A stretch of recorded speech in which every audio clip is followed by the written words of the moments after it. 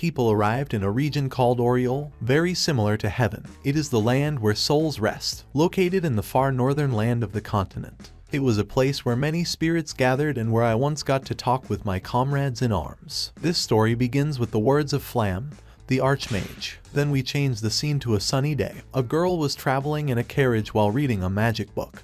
This young woman is our protagonist, named Fryerin. She peered out a bit to see the vast landscape she was traveling through. One of her companions mentioned that it was already possible to see the capital in the distance. One says that it is time for them to have their triumphant return as the group of heroes and believes that, probably, the citizens are setting up a festival. While two of them were happy, one did not seem so much, commenting that as soon as he arrives in the capital he must get a job. This caught Fryerin's attention and she asked him if he was already thinking about that so soon.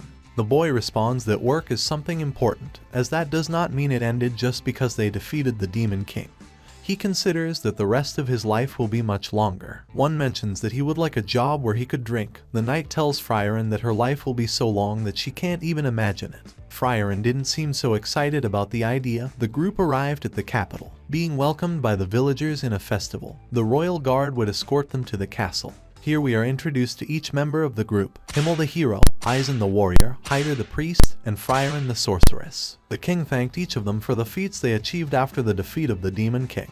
For thanks to them, an era of peace will come to the world. Later, at night, all the villagers celebrated with a dance the victory of the group. Some played and others played songs. Fryerin went with her companions, avoiding a child pushing her. Himmel mentions that the king will erect a statue of them in the square of the capital, but he doubts that the sculptors will be able to recreate his beauty. Fryerin comments that he has become very magnanimous, since when they started their adventure, they only got 10 bronze coins. Hyder recommended to the Prota that she should not complain so much, since now they could drink quite a lot of liquor for free, and there was nothing wrong with that. Fryerin, somewhat disappointed in him, tells him that he is a corrupt priest. After a while, Eisen asks if everything is over. The group was watching the stars and Himmel takes for granted that the adventures for them have come to an end. Hyder comments that, in the 10 years that the trip lasted, many things happened, telling that, in their beginnings, Himmel and Eisen were almost executed for being rude to the king. Himmel with laughter clarifies that if they had taken a wrong step at that moment, their adventures would have ended right there. He took the opportunity to tell that there were times when Hyder was useless to the team when he had strong hangovers, as was Fryerin when she was caught by a mimic. The whole group began to laugh at the anecdotes and Himmel is sincere, telling that he is very fortunate to have had a great adventure with them. Fryerin replies that very little time has passed and Himmel tells her that they spent 10 years together. The proof was Hyder's old age. Soon a rain of shooting stars began and the group watched it with happiness. It was the half-century star shower, an event that occurs every 50 years. Himmel comments that it is the perfect event for the beginning of an era of peace. The group was amazed, but at the same time a bit annoyed because they could not be appreciated so well in the city. Fryerin proposed to everyone that, in 50 years, she will take them to a place where the event can be better appreciated. Himmel couldn't help but laugh, and responds that it's a good idea, and proposes that they all go see it in 50 years. The next morning, the group traveled to a bridge and Fryerin said goodbye to them. Himmel asked what she was going to do from now on. She comments that she will continue collecting magic, as her plan was to tour the central countries for another century approximately. However, she promises that she will visit them from time to time. Hyder was impressed, as he did not expect that elves would dedicate themselves to that kind of thing. Himmel comments that she, being an elf, is likely to have lived through many eras. After all, 50 or 100 years was a blink for her. Time passes and we see Fryerin traveling the world alone. One day, she decided to ask about the horn of the dark dragon. The seller explains that he does not handle that type of objects, since he has not seen any dark dragons in 20 or 30 years. Fryerin was disappointed by this, since she needed the horn for an invocation. She checked the rest of the items in the store, remembering that she had taken a horn that she found in the castle of the Demon King, but did not know if she gave it to Himmel. Then they show us a flashback of the group finding this horn. Himmel mentions that the horn emanates an intense amount of dark energy and asked if it was not harmful to health. Fryerin clarifies that she does not know. Back in the present, she decided to wait for the star shower. It was soon and she would take advantage of that to ask for it. We change the scene to the Prota visiting the capital, who was impressed that it has changed so much since the last time she visited it. As she walked through the alleys, Fryerin would meet an already elderly Himmel. He comments that he is very happy to see her. 50 years have already passed and he claims that he doubted that they would see each other again. Both went to a house and chatted about the star shower they saw a long time ago. Himmel comments that that is one of the memories he cherishes the most. The Proto took the opportunity to ask about the dark dragon horn that they collected in the castle. Himmel comments that he never forgot about that object. Since they got it, it has not stopped emitting an evil aura from the drawer where he keeps it. He took the horn out of the drawer and handed it to Frieren, saying that despite everything, that object was the only physical memory he had of their adventures and he treasured it. Frieren left with the horn, saying that this object was not as important as it seemed. She handed the horn over to a bird and looked at the statue the king had erected in their honor. After a while, the group met once more outside the capital. Here we learn that Hyder became a bishop of the holy city. However, who had not changed much was Eisen, who mentions that it was to be expected being a dwarf. Frieren comments that they should hurry, as the place they will visit is a week away. They left together and took the opportunity to talk about things they have done in their lives after they separated. The group reached a hill watching the star shower and Himmel thanked the Proto for this, saying he is happy to have had his last adventure with them. Later, Himmel would die of old age and the group gathered at his funeral. Hyder comments that Himmel was surely very happy after seeing the star shower. The town began to criticize Frieren for not showing feelings at the death of her companion. But Hyder and Eisen defended her, showing that they also did not show feelings. Soon, they buried Himmel's coffin and Frieren realized that she did not know him at all, as she simply traveled alongside him for 10 years. She began to feel guilty about this, knowing that human life is very short compared to elves, and wondered why she did not try harder to get to know him better, ending up crying. Hyder and Eisen remained silent and tried to calm the Proto. After the burial, the group split up again. Hyder comments that this will be the last time they see each other. The Proto asked if he was suffering from something and Hyder reveals that the years of drinking alcohol took their toll, so he asked them to leave a bottle on his grave when the time came. Frieren asked him if he was not afraid of dying. Hyder replies that they are the group of heroes who saved the world, so they will meet again after death, and will be welcomed with a banquet in heaven. After that, Hyder left. Frieren decided to leave too and Eisen stopped her, asking if she was going to collect magic again. She affirms that this is part of her personal mission, but now she wants to get to know people more. So she asked Eisen if he wanted to be her bodyguard. He refused, explaining that he was no longer of age to wield his axe. This made Frieren sad and Eisen explains that although she does not believe it, life is much longer after aging. They both said goodbye and each went their separate ways. We changed the scene to Frieren finding a tree.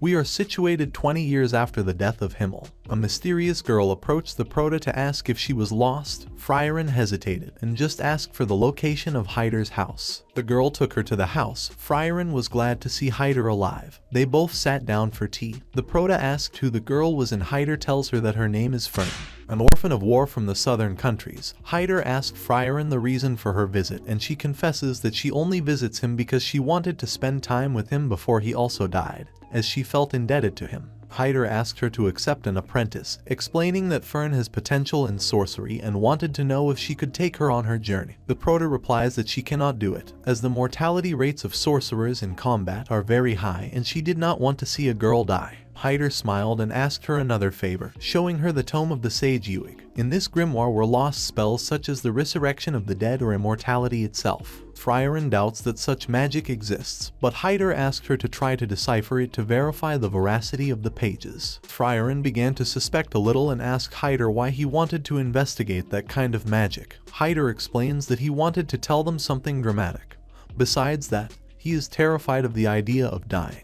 He clarifies that he does not want immortality, but to extend his life a little longer. Hyder asks the Proto again to train Fern. She agreed on the condition that she would not be her apprentice, and she would be totally independent. Later, Frieren found Fern in the forest. The Proto mentions that it was difficult to find her and Fern replies that she was used to it. Frieren concentrated to detect her magical energy, realizing that she has great energy manipulation for someone so young. Fern comments that her goal is to move a large rock that is on the mountain in front and use the spell in front of the Proto, trying to move the rock. However, the spell dissipated before reaching. Frieren approached and asked if she liked magic, which Fern affirms. Then we see Frieren explaining to Fern about how long-distance spells work, which depended on 3 factors: the amount of magical power, the strength that allows it to be thrown, and the ability to control it. Frieren asked her if she understood all this. Fern affirms it, and the Proto explains that her spell that she threw towards the rock is proof that she lacks the magical power and the strength to expel it, but clarifies that it is not something that is overcome overnight, so, regardless of her talent, she must be able to polish it and practice for several years. Frieren tried to cheer her up by telling her about her magical control ability, which was very high, mentions that not all sorcerers achieve that skill, and it was just a matter of striving in magic and being patient. At night, the three of them sat down to dinner and would spend time together, while Frieren deciphered the spells that Hyder asked for.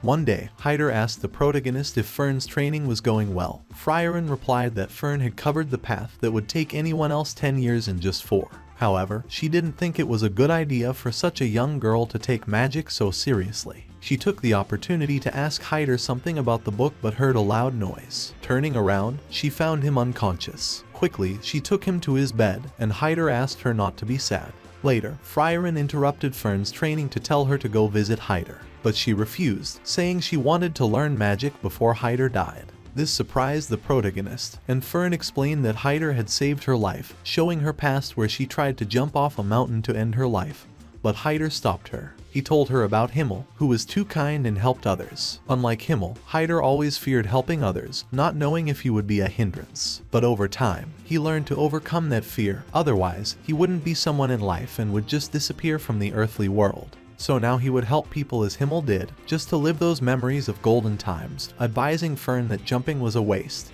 as she should live for the good memories she has. Back in the present, Fern shared that Hyder always feared dying and leaving her alone, so she wishes to learn magic to help him and show him that his decision was the best and that he shouldn't worry anymore. Now she could defend herself and get a job herself to make him proud. After hearing this, Frieren gave her permission to continue training, while she continued investigating the spell. After some time, Frieren finished her research and told Hyder that there were no spells for resurrection or immortality. Hyder replied that he already knew that, as if they existed, Uig would never have died. Frieren asked why he made her research it if he already knew. Hyder reminded her of the apprentice favor, and Frieren realized she had been tricked into training Fern and taking her as her apprentice to take care of her. She asked if that was his plan all along, and Hyder just laughed, asking them to leave the house before nightfall, as he didn't have much time left and didn't want Fern to see someone else die. Frieren asked why he helped Fern, and Hyder said he was inspired by Himmel's kindness. The next morning, Hyder died. Fern and the protagonist visited his grave, where Frieren poured liquor over the grave as he had requested a long time ago.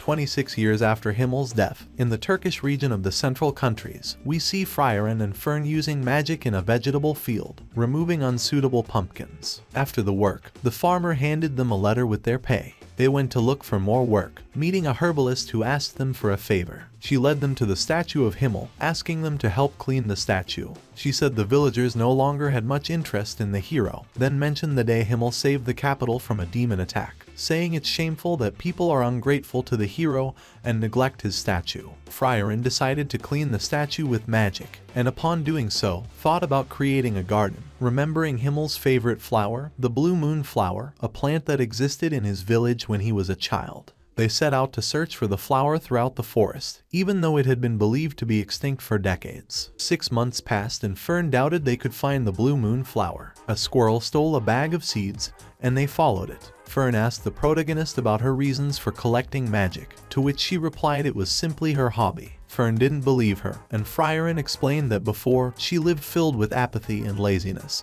but her travel companions were happy with the magic she collected. That's why she does it. Fern commented that it's a ridiculous reason, and the protagonist admitted it. They followed the squirrel to a tower. Frieren commented that squirrels always bury seeds, but do so many times they forget where they buried them. She then remembered her conversation with Himmel when he told her about the flower of his village. There, Himmel told Frieren he wished to show her the flowers one day. Back in the present, the protagonist found a garden full of blue moon flowers at the top of the tower. Fern followed and commented she was about to lose faith in finding the flower. Frieren studied the plant to recreate it with magic at Himmel's statue, creating a complete garden, and before leaving, made a flower crown which she placed on the statue. 27 years after Himmel's death, in the commercial city of Warm in the central countries, boats traveled to the city. We see Fern and Frieren walking down a street, the protagonist commenting they should split up to restock their travel supplies. Fern noted that she always gets the basic necessities like food, water, daily use products, and more, so she wanted to know what else Frieren was going to buy. Frieren replied she would buy medicinal herbs. Fern started to suspect, as the protagonist always made a strange face when she wanted to hide something.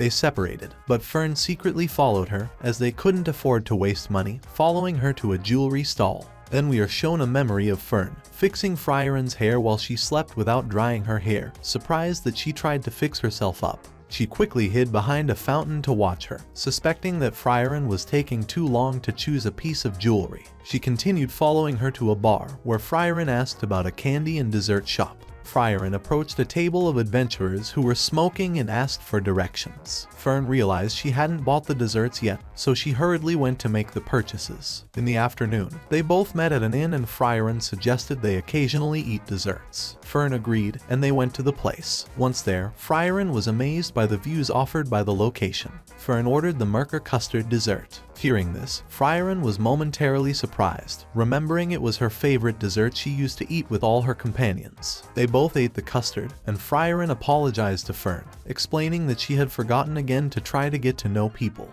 She said she had no idea what Fern might like and gave her a box with the jewelry she had bought. Fern remembered that today was her own birthday and was excited to see the jewelry. The next day, the two left the city. Fern asked if the trip had any specific goal, but Frieren said there was nothing special. However, deep down, she wanted to pass through the same places she had been with her adventure companions before they disappeared in time.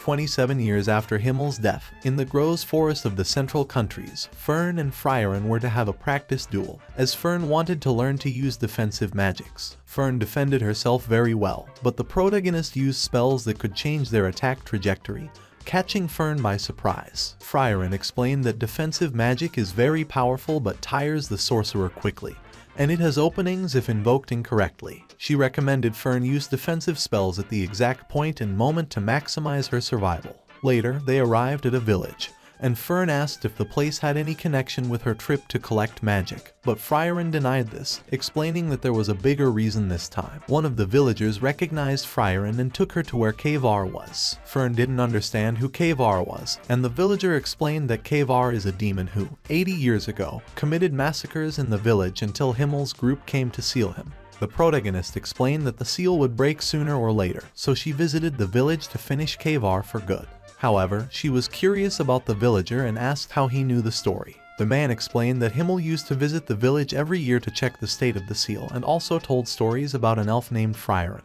When they arrived at Kavar's location, Frieren realized that the seal was unstable, so she warned the villager that she would deactivate the seal the next morning. Later, Fern asked the protagonist if she had sealed Kavar. Frieren replied that she did because the demon was too powerful, explaining that even though the team tried, they couldn't beat him. Kavar was one of the best sorcerers in the Demon King's army and developed a spell called Zoltrak, the first piercing magic in history. It was a spell that pierced through humanity's defensive magic and magic-resistant armors, directly destroying the human body. According to statistics of that time, 40% of adventurers died in combat due to the Zoltrak spell, while sorcerers had a 70% rate. The next morning, they went to Kavar's seal, and Frieren asked Fern to stay alert. The albino broke the seal, releasing Kavar. He awoke and stood up, commenting that it had been a long time since he had seen Frieren. He asked how long it had been, and Frieren replied 80 years. Kavar asked about the Demon King, and she revealed that he had been defeated. Hearing this, Kavar mentioned that his duty now was to avenge his king's death. He raised his hand and used Zoltrak. Frieren ordered Fern to use her defensive magic, and she did so immediately, managing to repel Zoltrak. Fern asked what kind of spell it was, as it seemed very common. Frieren commented that Zoltrak is known today as the killer magic and obviously, he was its creator. Frieren explained that after Kavar was sealed, all the sorcerers in the world gathered to study and analyze Zoltrak. Over time, upon discovering its functionality, it was set as a basic spell by human magic. Thanks to this and its countless uses, it was possible to create a very powerful defensive spell to counteract it. Also, the way magical armors are forged improved, being able to withstand a Zoltrak. Kavar, hearing this, mentioned that although they had found a way to counter the spell, the defensive magic they use has a very serious flaw. Frieren asked Fern if she could take care of him. Fern said yes and quickly protected herself from Kavar's attacks, countering the Zoltrak, which traveled in all directions and altering its trajectory as Frieren did in the training. One of Fern's protective panels broke, and Kavar took the opportunity to throw a powerful mass of dark energy. Fern immediately summoned a giant panel to hold it back, and Frieren took advantage of this to fly and prepare a magical seal. Kavar was impressed to see her flying, and the protagonist returned Zoltrak to the demon, annihilating him with one blow. Later, the villagers thanked the protagonist for having finished off Kavar and gave her a straw hat. Frieren, upon seeing the villager who led her to Kavar's statue, found him familiar and asked if he was the child who had lifted her skirt in the past. He affirmed and commented that he was grateful to Himmel for giving hope that his village could be rid of Kavar. Frieren and Fern left in a carriage, 28 years after Himmel's death, in the Grand Strait of the Central Countries. It was told that since ancient times, the place has been difficult to navigate and the current drags a lot of debris to the beach. In the past, the whole village helped to clean, but they ran out of labor and had to leave all the debris accumulating on the shores. The man handed Frieren a book as a reward if she cleaned the beach. The protagonist checked it and found it was the book of the Sorceress Flam. She asked if it was the only grimoire in the village. The man said yes and Frieren agreed to the job of cleaning. When they were alone, Fern asked if the magic book was fake. Frieren affirmed it and praised her for knowing just by looking at the cover, as it meant she had extensive knowledge of magic. The albino explained that no book claiming to be authored by Flam is authentic, especially the one the man gave her, as it was poorly made. Fern asked why she accepted the job and the protagonist replied that she did it for herself. Time passed, and the two stayed in the village, cleaning the beach. Fern asked how the heroes could tolerate her undisciplined and sleepy attitude. Frieren commented that they never did, as the group was so kind they let her pass all her mistakes. They finished cleaning the beach and burned the wood remains to warm up, as the winter cold of the place was more intense than usual, and affected the protagonist a bit. Days passed, and they completely cleaned the beach before the new year. The man invited her to the festival, and the protagonist accepted, remembering that the last time she was in the village, she didn't participate in the festival, leaving her companions alone to sleep. At the festival day, Frieren watched the sunrise. We see the past of the group, all of them in front of the tomb of Eisen's parents. Hyder approached to pray for them and bless them. Back to the present, in the Brett region of the Central Countries, we see Eisen praying at his parents' tomb. Frieren arrived at the place to visit Eisen. The three went to his house, and the dwarf commented that he didn't expect the protagonist to have an apprentice. Frieren asked if there was anything she could help him with. Eisen said he still had time before he would die, explaining that he knew of her travels thanks to Hyder, who told him everything through letters. The three went to a bowl in search of Flam's book, spending time in the forest looking for the book. Thanks to Fern, they went to a location that had the potential to hide the book. Frieren and Eisen walked together. There, the protagonist asked why he wanted to find the book, and the dwarf explained that he did it out of pity for her, mentioning that when he saw her cry for not knowing the group enough, he felt very sorry and wanted to find the book to help her. According to beliefs, there is a page in it that explains how to talk to the dead, so she can tell Himmel what she keeps to herself. Frieren found the book after breaking a magical seal and read the real note. Fern asked how the protagonist could differentiate between fake and real books, and Eisen revealed that she was Flam's first student. Frieren found in one of the pages the location of the World of Souls, which was on the same continent as the Demon King's castle. Eisen asked the protagonist to find the World of Souls, also known as Heaven, and ordered her to talk to Himmel. The three left in a carriage, and the protagonist fell asleep. Fern asked how cold the continent where the castle is located. Eisen explained that on the continent of End, where the castle is located, at the highest northern tip. When they returned to Eisen's house, Frieren invited him to search for Heaven, but he refused. She then asked if he remembered the location of the castle and how to get there. Frieren said yes, but the journey would take 10 years and she believes that time will be enough to become closer to the group by reliving all those memories. Then we see that in Flam's book, Flam mentioned that she spoke with her past comrades in arms when she found Heaven and hoped that one day, Frieren would find it to talk to her own. Eisen told Frieren that he was happy that she had changed and was valuing time more. We switch scenes to a conversation between Hyder and Fern, with Hyder telling her to obey Frieren. 28 years after Himmel's death, in the Will region of the Central Countries, the girls arrived in carriages at the village, and upon arrival, a woman warned them not to take the route to the End continent, as several adventurers had gone missing while navigating due to the presence of ghosts. This surprised Friaren, and she asked about the appearances of the ghosts. The woman replied that she was not aware of that matter but advised her to ask around the village to those travelers who frequent the place. We see the girls questioning various travelers and even the villagers themselves to learn about the appearance of these ghosts. After gathering information, they learned that the ghost usually resembles a loved one, just as they were in life. Friaren commented that in that case, they couldn't be undead causing the disappearances. The protagonists planned to take the trip first thing in the morning, but Fern recommended freeing the village from the ghosts. The albino agreed, and both went to a forest searching for traces of magical activity, finding one of ghostly origin. They climbed the mountain and entered a dense, dark forest while discussing the behavior and risk of fighting these ghosts. Fern encountered the ghost of Hyder and prepared to eliminate the spirit but began to doubt when it mentioned things that only the two of them knew.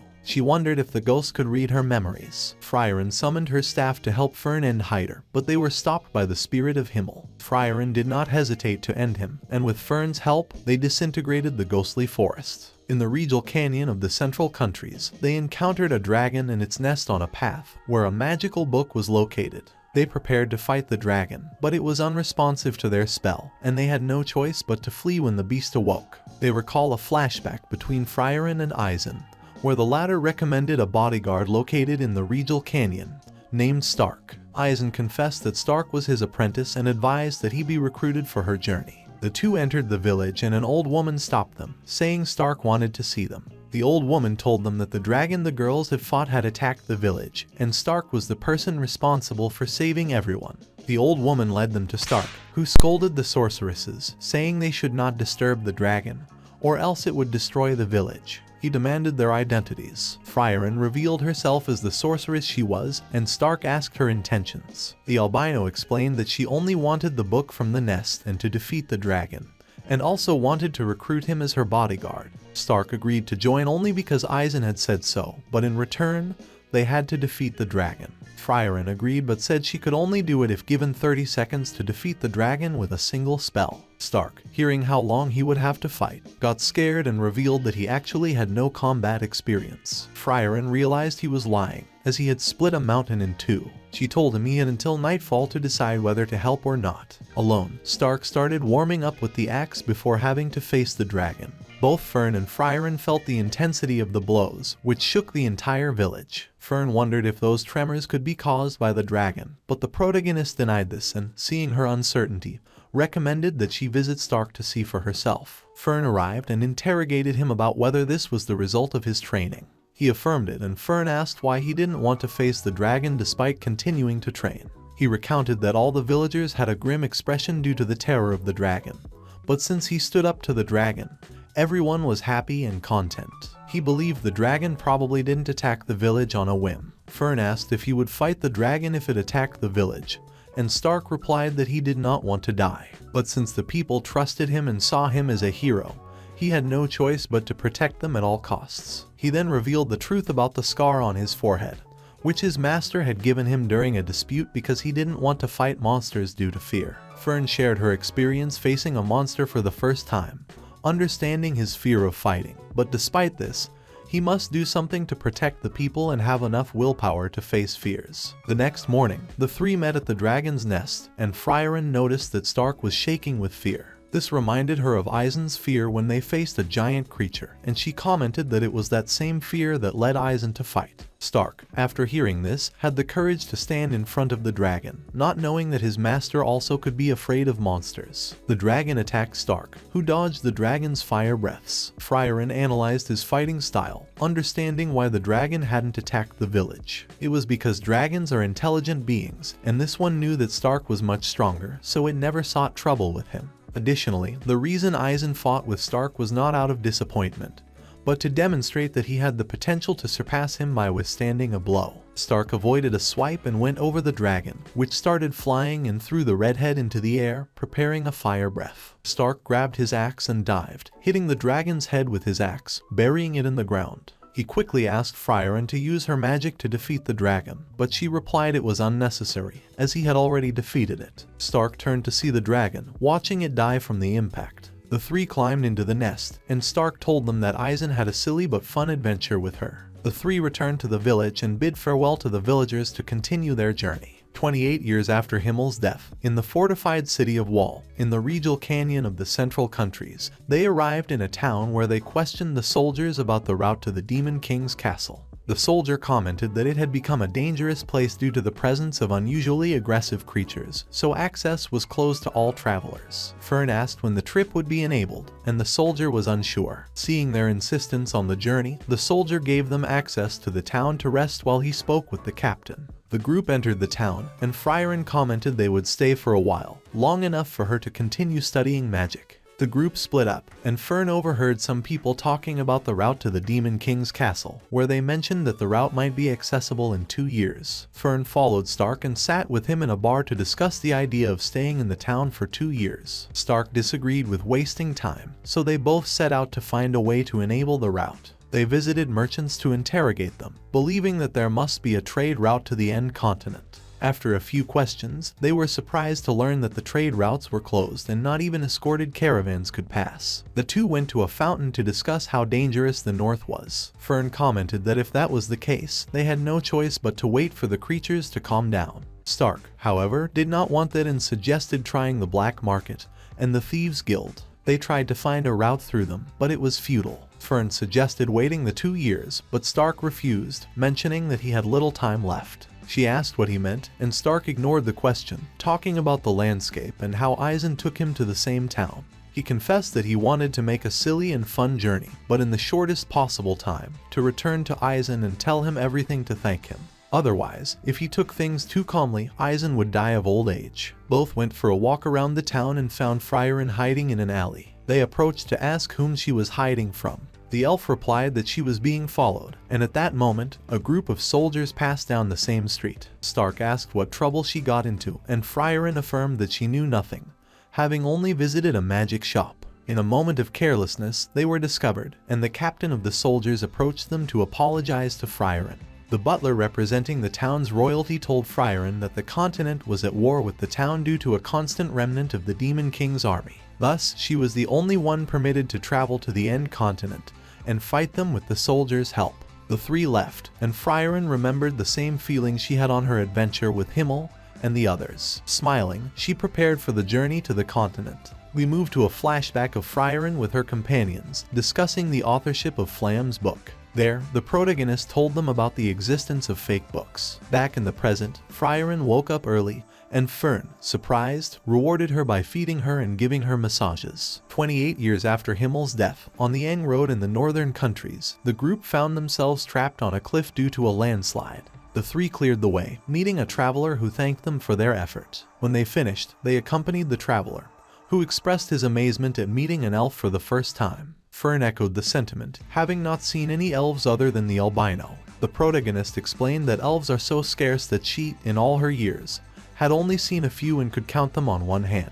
Moreover, elves lack romantic impulses or reproductive instincts like humans. Therefore, it was probably only a matter of time before elves became extinct. She then revealed that the last elf she saw was more than 400 years ago. The group arrived in a town where the traveler recommended they stay for a festival being celebrated in that area. He told them about Himmel and his group who had defeated a dangerous monster, saving the villagers. Furthermore, the statues of the heroes in the town square were adorned. Frieren found the celebration foolish, but the traveler explained that unlike elves, humans forget things over time. Therefore, heroes are remembered for their importance in that city, even 80 years later. Frieren recalled a past conversation with Himmel, who asked everyone to make statues of them so they would be remembered. She considered it another folly. Himmel agreed but clarified that there was a deeper reason. He did it so she wouldn't be alone. He explained that she, being an elf, would probably be the last to die, so the statues would serve to keep her company in the world. During the festival, the traveler explained that every year on the same day, they celebrate the heroes' feat and sing songs in their honor. The next morning, after the festival ended, the group continued their journey. Stark asked the protagonist about the purpose of their journey. The albino told him about heaven in Graf Ganet's domain.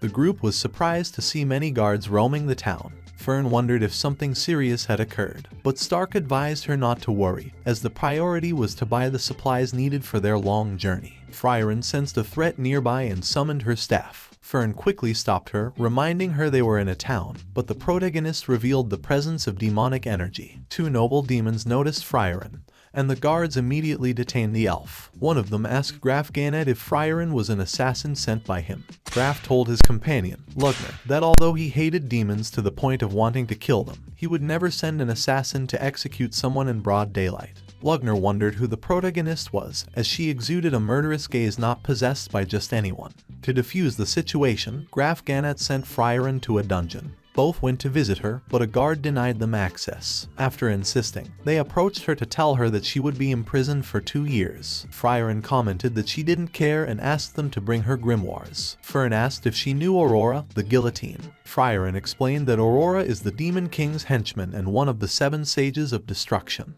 She was a sage who lost most of her troops in a fight with the heroes and had been missing since. Fern revealed that they found out Aurora had regained her strength 28 years ago. Apparently, the city has been fighting her army for many years, so Aurora, tired of senseless fights, sent a messenger, Lugner. Frieren commented that it was a waste of time, as demons only do this to conquer lands. Stark said this couldn't be true, as these demons, unlike those she mentioned, could speak. Frieren said that doesn't mean they should forgive one, recounting Himmel's suffering when he faced a talking demon. Himmel, realizing it was a demon girl, wanted to spare her life, but was forced by the villagers to kill her until a man appeared to try to convince them to let her live just because she was a child. They ended up letting her live, but months later, the girl killed those who defended her. Himmel was affected by this, feeling betrayed, and did not hesitate to end her with Frieren's help. Frieren explained that demons don't live with families, as they are raised alone, making them selfish and manipulative. The reason the girl pretended to be harmless was to try to kill the heroes and deceive humans, as with just appearance and words,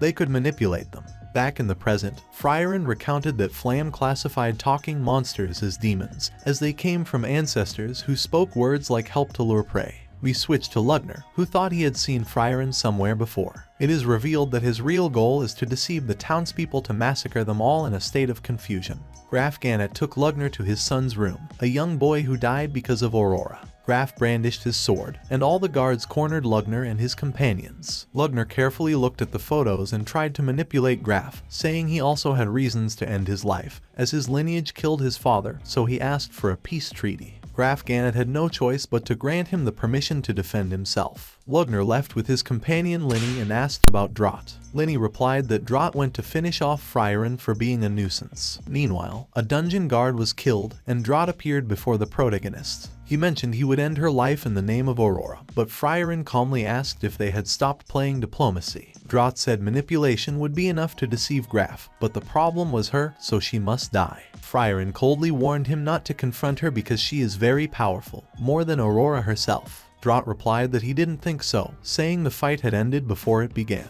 Frieren was lifted by a thread from the neck, seeing that Drott's spell was a thread. Drott realized the protagonist concentrated magic on her neck to avoid decapitation, so he applied more force on the thread, saying that even though she was a powerful sorceress, his thread could pierce magic. Frieren told him that even with a good spell, current demons have no combat experience. After these words, Drott's arm was severed, and the demon got scared and tried to kill her by summoning more threads. Frieren approached him in one step and cut off his hands, then threw him to the ground. A frightened Drott begged for his life, but the protagonist exploded his head with magic. Frieren took the opportunity to escape and tell Graf everything. Meanwhile, we see Fern and Stark having lunch. They discuss talking to Graf to release Frieren, as Stark had realized that Lugner was insanely powerful, able to ignore the rest and focus defensively and cautiously on the protagonist. He was probably capable of killing any current adventurer if he wished. Linny told Lugner that Drott's magical energy had disappeared. Soon, Graf appeared to order his guards to surround Linny and Lugner, telling them that the protagonist had escaped the dungeon. But also, he realized Drott was not where he should be, as he wasn't with them and a guard had died in the dungeon. He knew Frieren was too powerful but was easily subdued by a guard, meaning she understood the gravity of killing a guard. So he asked again about Drott, and Lugner had no choice but to use his blood power to finish everyone off. Graf defended himself as best he could. Lugner told him that although Drott ruined the mission, he was having fun because the situation could now only be resolved with violence. Lugner cut off a finger with the sword's edge to use his spell and pierce Graf's stomach. Meanwhile, Fern, Stark, and Frieren coincidentally met in an alley, with the protagonist telling them she would take care of the situation, as she was going to deal with something else herself. Then we see that Frieren sensed someone watching from 10 kilometers away. It was Aurora. At night, Fern and Stark infiltrated the king's castle. They began to suspect that everything was too quiet. Meanwhile, we see Lugner explaining that the demons have spent all these years studying the magic developed by Kavar and learned to take it to another level. However, despite this, they could not destroy the town due to a magical barrier created by Flam there before the town even existed. Its power was such that, despite the millennia that passed, the current power was not able to penetrate the barrier. They separated to search for a book, reasoning that if they could enter despite the barrier, it means they could manipulate it if they learned the correct spell. Stark infiltrated to free Graf but was caught by Linny and Lugner. Stark had no choice but to fight the two. The Red had surprised Lugner with his speed, trying to attack from behind, but Lugner defended himself using blood. In a moment of carelessness, he threw several projectiles to pierce Stark. Stark quickly dodged and went to strike, but Lugner cornered him with a blood hand. Stark commented that he had just been careless despite being a very strong demon. At that moment, Fern attacked Lugner from the window, piercing his body with a spell. Lugner wondered how a current human sorceress could bypass Linny's detection. Linny tried to face Fern, but Lugner stopped her to ask what kind of magic she used. Fern told him about Zoltrok and then escaped with Stark, taking a dying Graf with them. Lugner ordered Linny to finish off Stark, while he would take care of Fern. Lugner recalled that the only person who could use Zoltrok was Frieren, which is why the albino's energy seemed familiar to him, as they had faced each other in the past. Lugner concluded that if humanity could use Zoltrok as a method to kill demons, it means Frieren was the main contributor to human advancement in sorcery. Moreover, Frieren was considered the living being that has killed the most demons in history. Meanwhile, we see the protagonist descending from the skies to stand in front of Aurora and her army of demons. Back with Fern and Stark, they left Graf in bed to heal, both taking the opportunity to tell him that the protagonist did not kill any guard. Graf responded that he always knew it when Drott left the permitted area. Back with Frieren, she dodged the synchronized attack of two guards, stopping their attacks at the perfect moment. The protagonist asked Aurora why she didn't flee, and Aurora replied that she had a much greater advantage. The army surrounded Frieren, who analyzed the army. At the same time, Graf explained to Fern and Stark that the only reason they hadn't defeated Aurora was due to her spell. Being one of the 7 sages, her magic went beyond human understanding, and she was able to control the balance of obedience, which allows everything to obey her will. Aurora could place the spirit of the enemy and her own on the scale, weighing both magical powers. The heavier magical power could make the other obey and treat them as a puppet forever, even if their body turned to dust. Running such a high risk as comparing with others on a scale made the magic very powerful. It could be considered invincible magic with current sorcerers, who do not compare to Aurora's power. Fern asked if there was no way to resist, and Graf replied that the weight of Aurora's magical power tilted the scale in her favor. But in principle, it is an impartial balance. If a spirit with a greater magical power than hers were placed on the scale, it could defeat Aurora. However, that never happened even once in the 500 years Aurora was part of the 7 sages. The only way to resist is through willpower, those who could resist control for a moment. However, it was only temporary, but that small weakness could be fatal if Aurora faced the wrong opponent. But the problem is that Aurora makes a logical measure of her puppets, so it is very difficult to take advantage of that weakness. Meanwhile, Stark and Fern set out to face Linny and Lugner, but Stark advised her to help evacuate the town while he tried to buy time. Fern realized the blood Stark had, checking herself and noticing she had blood without injuries, quickly got rid of her clothes. Suspecting Lugner could track them that way, they were attacked by surprise. Fern protected herself from Linny's attack, surprised to see an axe. He recognized the combat technique, it was the same as his master's. Fern had been pierced by Lugner's technique and asked him to finish her. Lugner seized the moment to interrogate her, but Fern took the opportunity to attack Lugner in a moment of carelessness. She warned him that if he moved, she would shoot him in the heart, but Lugner challenged her to try, saying he would behead her before it happened. Fern recalled a conversation with Frieren about whether she was useful as a disciple, often feeling she was left behind. However, Frieren acknowledged that even though she was strong, it would be difficult to have a fight with her, as she could invoke spells faster. Fern analyzed the tense moment and accurately blocked a spell from Lugner, who was amazed at Fern's reaction speed. She realized Lugner avoided the ray aimed at his heart, deducing that was his weakness. Lugner took the fight seriously and used all his power. However, Stark's fight wasn't going well, as he had been defeated by Linny. But Stark remained standing with his willpower. In the fight with Lugner, he had trouble harming Fern, who, despite being inferior in magical power, technique, and control, had an advantage in speed. They exchanged a series of spells to finish each other off with a single blow. Lugner tried to attack her from all directions, but Fern blocked each spell using everything Frieren taught her. Lugner thought to wear her out, so he fought more defensively. But it didn't work, as Fern's precision could hit his blind spots. It was more likely that Fern would win if the fight went on the defensive. At the same time, Stark dodged Linny's attacks as best as he could, being cornered and losing an eye due to Linny's axe. He wondered how she could imitate his master's style, and Linny explained that she could see the flow of magic of living beings. By analyzing the flow, she could imitate movements or predict them. Stark realized he couldn't defeat Linny, as he was at a significant disadvantage due to the way Linny manipulated the axe, receiving a deep cut in his shoulder. Stark wondered if he had been defeated and remembered the training his master gave him each time he was defeated. Stark stood up and faced Linny again, getting hit by the axe in his abdomen, but he managed to hold on. He was willing to die to take Linny down with him and did not hesitate to take advantage of the proximity to cut her in half. This distracted Lugner, who was pierced in the heart by Fern, and thus the duo of demons fell in battle. We are then shown Frieren's past with her master Flam, as they walked in the forest and discussed battles against monsters, particularly demons. Flam told her that demons are cowards and cheaters, so the most effective way to defeat them is to play their own game and see who is better. Back in the present, Fern cornered what was left of Lugner's body, who realized how Fern had won the fight by cheating from the beginning. In the past, we see Flam meeting Frieren after she honorably faced an army of demons, resulting in the destruction of an entire town. Flam advised her to abandon that style of combat against demons and mentioned that the best strategy was to be cunning. Frieren realized she was a much more powerful mage and wanted to be trained. Flam decided to take Frieren under her wing to protect her after what happened, commenting that she would make her her disciple due to her potential. While they were talking, they were ambushed by assassins. One of the assassins asked Flam to leave, as the demon's objective was to exterminate the elves. Flam refused and faced the assassins, using a single spell that disintegrated them all. Time passed, and both went to a field where they trained together. There, Flam taught her the importance of manipulating energy flow to deceive opponents and gain a significant advantage. Back in the present, Frieren realized the balance that Aurora carried, and upon seeing the aura emanating from Aurora, she let herself be affected by the power of the balance. Flam and Frieren discussed the energy of demons,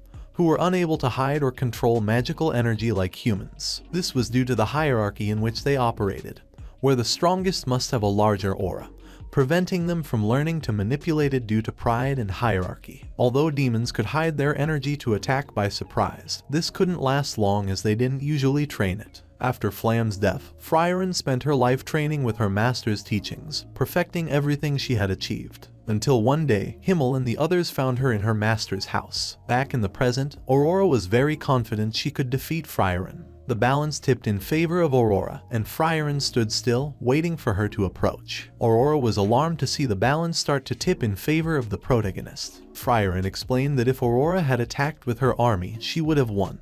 But by relying so much on her balance, she lost her greatest opportunity. Aurora didn't believe her, claiming she couldn't win against a sorceress from 500 years ago.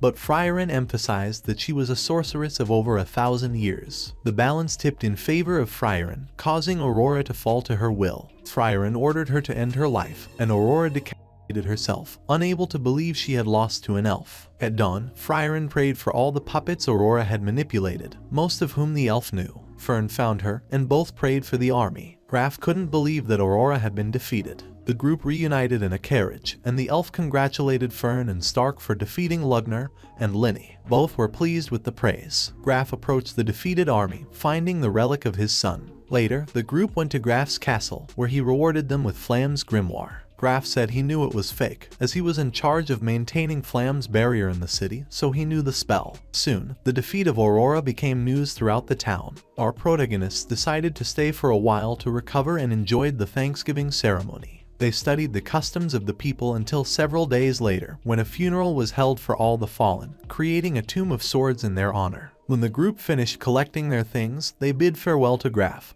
who told them about the Association of Magicians, governed by ranks, with the highest being the first grade. Graf said he could help her obtain a first-grade sorceress license, allowing her to travel to the castle without problems. He recommended a magic academy where Frieren could take the test and earn the rank. The three set off on their journey and were caught in winter. Frieren warned them to be careful of the cold, as the winter where they were going caused the most deaths. In the Deck region, the group blindly walked through a snowstorm. They had no choice but to drag Stark, as using magic could lead to freezing to death more quickly. Both found a cabin, where Frieren realized someone was inside and found an elf training. He kindly welcomed them, recognizing Frieren as an elf, and warmed them with a fireplace. The man mentioned that he hadn't met someone of his species in over 300 years. The next morning, the group recovered from the cold and discovered, thanks to Stark, the name of the elf, a monk named Kraft. Fern asked if they would be forced to stay with Kraft for a while, to which Frieren affirmed, stating that leaving in winter would be suicidal. Time passed, and they enjoyed the winter with Kraft. Half a year had gone by, and the storms had ended. Kraft and Frieren talked about heaven and agreed to meet the goddess someday. The four said their goodbyes and went their separate ways once winter was over. The group continued on until Frieren fell asleep during the journey. In her dream, she saw her companions discussing what they would do after defeating the Demon King. She woke up and they ventured further into the snowy mountains, reaching a village where they were expected. The place was known as the Sword Village, and Stark recognized it as the one from legends that guarded the hero's sword. They stayed at the house of the current mayor of the village, who was just a girl. She asked them to take care of the monsters in the area. Fern inquired if they were often attacked. Frieren explained that monsters periodically appear to attack the village. The group explored and defeated the monsters, finding the cave of a giant creature of the mountains. Frieren was alarmed to see it was a new generation creature, as she had never seen it before, and quickly asked for Stark's help. He tore off the monster's arm, and Frieren finished it off with magic, aided by Fern, who defended her with a barrier. Stark noted that the holy sword was still in the cave and asked why it wasn't with Himmel. Frieren revealed that he was never the true hero. Despite this, he was able to defeat the Demon King, proving he was a true hero by accomplishing such a feat without the sword. Fern asked why they hid that part of the story, and Frieren commented that it wasn't necessary to do so because, after all, Himmel would still be remembered as the holy hero. After dealing with the monsters, Frieren bid farewell to the girl. 29 years after Himmel's death, the group arrived in a city where they rested at an inn. Fern and the protagonist wondered what they could give Stark for his 18th birthday. Frieren showed her suitcase and started looking for something to give him. Fern went out to find Stark to ask him what he most wanted but couldn't find him anywhere. She eventually found him gazing at the sky, invited him for a walk, and directly asked him what kind of gift he wanted. Stark was unsure, explaining that he had never received a gift, neither from his family nor his master, so he never paid much attention to birthdays. This was because he came from a family in a village of warriors, where they could die at any moment, so birthdays weren't necessary. Hearing this, Fern decided to force him to go look for a gift, stating that the past didn't matter anymore, and it was time for a change. They returned to the inn, and Frieren greeted them with meat pies. Frieren explained that she learned the recipe from the dwarf, as it was a traditional meal from his region given to the warrior, who put in the most effort. Stark, understanding the significance of the meat pie, changed his expression, enjoying the meal as he never had before. And that's how the first season of this anime ends. If you've reached this part of the video, let me tell you that you've been one of the few people to make it this far. So comment the word magic in the comments. Remember to subscribe to not miss any videos. With that said, see you in the next video.